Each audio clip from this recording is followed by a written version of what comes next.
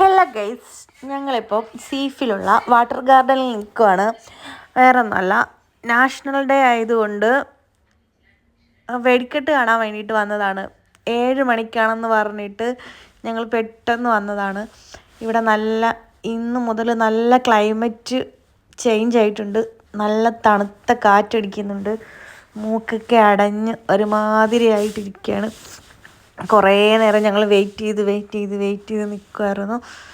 അങ്ങനെ ഇവിടെ കുറേ ഫാമിലീസും കുറേ അറബികളും കുറേ ആൾക്കാരുണ്ട്.